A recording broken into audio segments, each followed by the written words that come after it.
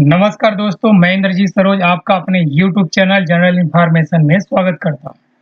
अभी हम देखने वाले एक न्यूज़ जो जीएसटी से रिलेटेड है।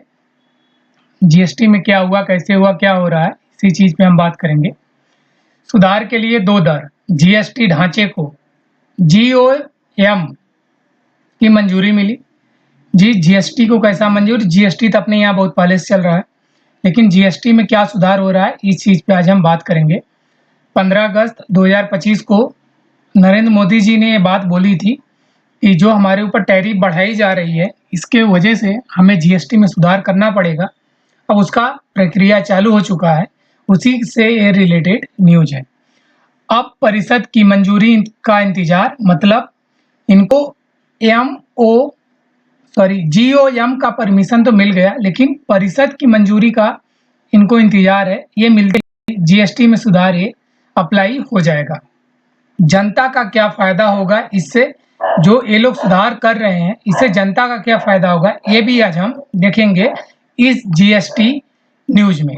चलिए दोस्त, शुरू करते हैं कि जीएसटी का क्या, कहां, कैसे है। सरलीकृत दो दर जीएसटी ढांचे को जीओएम की मंजूरी मिली, परिषद की मंजूरी का इंतजार।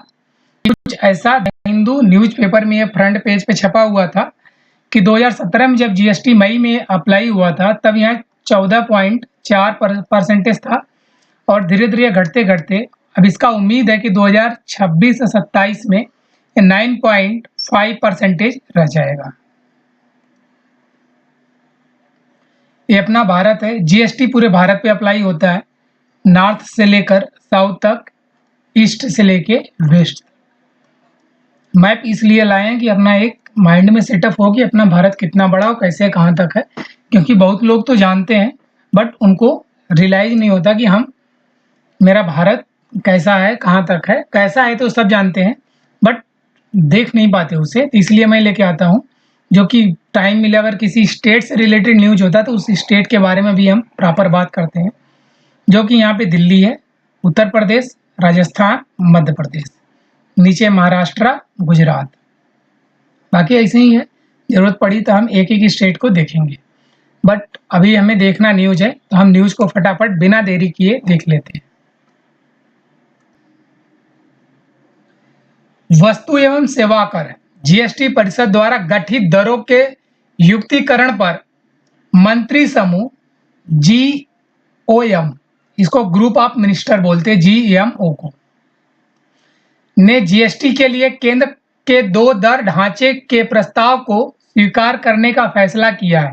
मतलब जो ग्रुप ऑफ मंत्री है, इन्होंने तो इससे फैसला को स्वीकार कर लिया और जीएसटी परिषद को इसकी सिफारिश करेगा।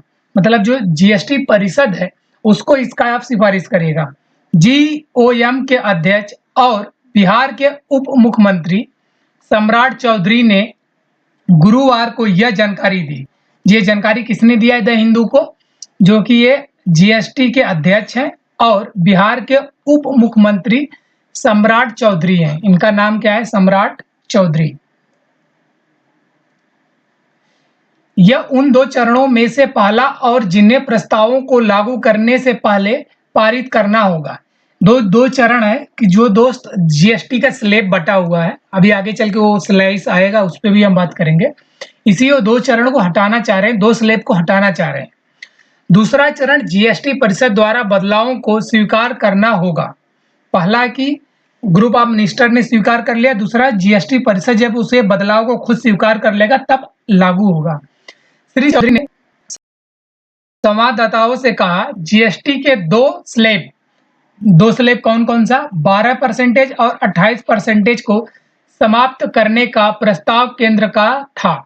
मतलब जो जीएसटी का 5%, 12%, 18%, 28% है, 4 स्लैब, इनमें से 2 को ये लोग हटा रहे हैं। किस किस को? 12% को और 28%। इसका मतलब किसी सामान पे जो 12% का जीएसटी लग रहा था, अब उस पे 12% का जीएसटी नहीं लगेगा।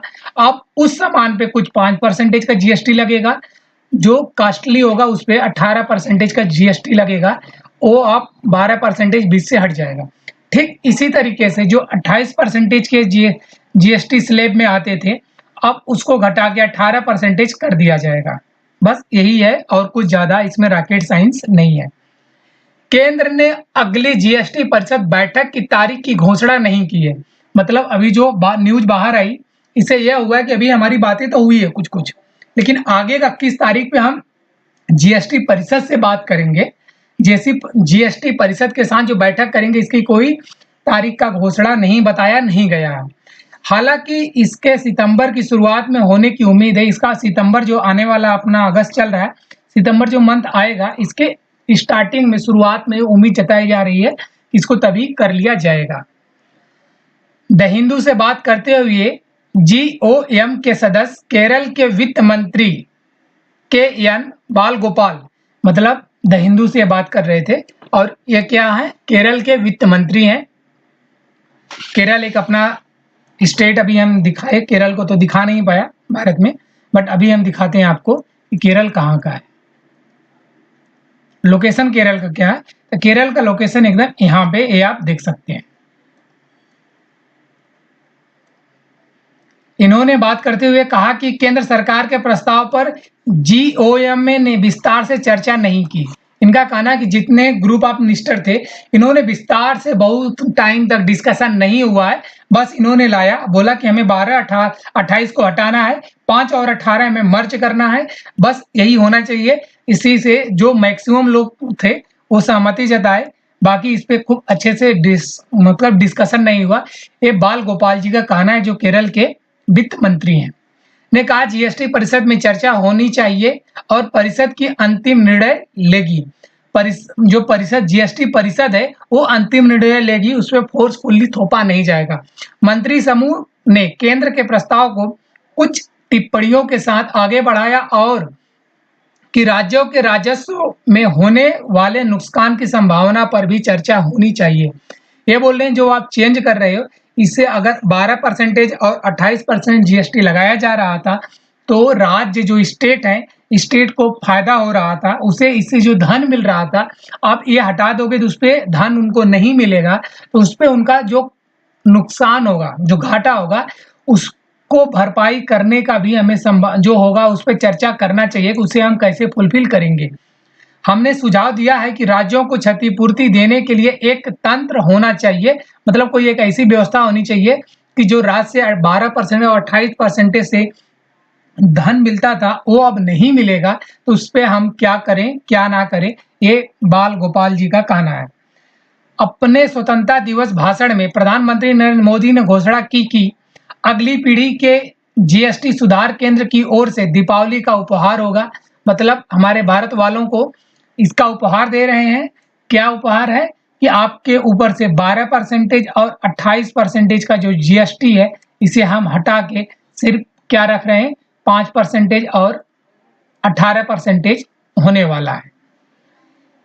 इस प्रस्ताव में मौजूदा जीएसटी ढांचे के केवल 5% और 18% के स्लैब को बनाए रखना है और 12%, 28% के स्लैब को हटाना शामिल है।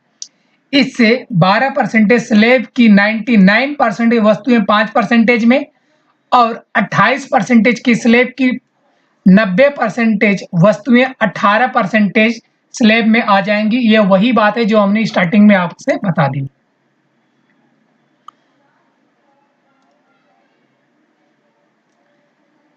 अब इससे घाटा क्या होगा, फायदा क्या होगा, इस पे देख लेते हैं। इनका कहना है कि ज्यादातर वस्तुओं में प्रस्तावित बदलाव परिवारों और एमएसएमई के लिए ठोस राहत का वादा करता है। इसका मतलब एक एमईएस है जिसके लिए और कुछ परिवार हाउस होल्ड के लिए इसका फायदा होने वाला है। साथ ही यह सरकार के विकास और वित्तीय समावेशन के व्यापक एजेंडे के अनुरूप भी है। इनका कहने का मतलब है कि इसको डायरेक्ट जनता को उतना फायदा नहीं होगा, कुछ ही लोग को होगा और इसका सबसे ज्यादा फायदा होगा एमईएस के लोगों को। और जो सरकार का क्या कहते हैं एजेंडा होता है, उससे ये फायदेमंद होंगे कि हमने बोला हमने कर दिया, इससे आपके ऊपर से 12% और 28% का जीएसटी जो लग रहा था वो हट गया। हालांकि उन्होंने यह भी कहा कि राजस्व तटस्थता बनाए रखने और मुद्रास्फीति के दबाव से बचने के लिए सावधानीपूर्वक अंशांकन की आवश्यकता है, मतलब कैलिब्रेशन की आवश्यकता है कि 28 को 18 में मिला दिया जाए। ऐसा क्यों किया जा रहा है दोस्त? जो अमेरिका अभी हमारे ऊपर टैरिफ खेल रहा है, 25 से 50% कर दिया है, तो हमारे पास थोड़े से जो इनकम्स होते हैं, साफ शब्दों में बोले तो उसको आने जाने का जो है अब बहुत कठिन तरीके से हो गया कि हम उतने धड़ल्ली से सामान बेच के अपने यहाँ पैसा नहीं मंगा पाएंगे। अगर पैसा नहीं आएगा तो महंगाई बढ़ती है। उस महंगाई को कंट्रोल करने के लिए जीएसटी एक साधन है, इसलिए लोग जीएसटी के साथ अब खेल रहे हैं।